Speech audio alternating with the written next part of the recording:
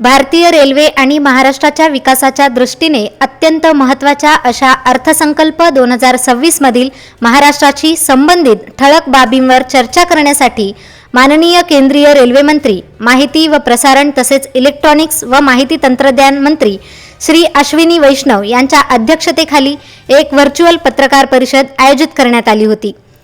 या पत्रकार परिषदेत महाराष्ट्रातील रेल्वे विकासासंदर्भातील महत्त्वाकांक्षी योजना, गुंतवणूक आणि भविष्यातील प्रकल्पांची सविस्तर माहिती देण्यात आली। ही पत्रकार परिषद दिनांक 2 फेब्रुवारी 2026 रोजी दुपारी 4:15 DRM कॉन्फरन्स हॉल, रेल विकास सदन, DRM कार्यालय नांदेड या ठिकाणी संपन्न झाली।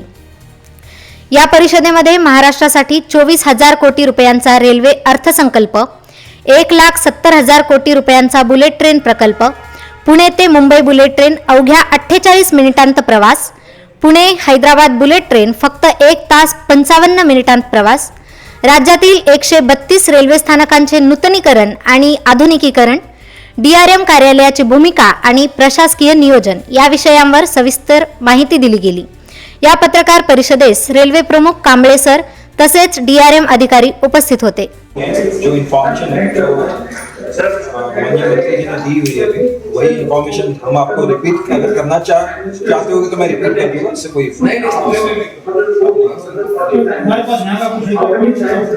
जो आपने हमको कोई बताया नहीं है, ऐसे तो होगा नहीं। जो इन्फॉर्मेशन अभी तो स्टेट तक है,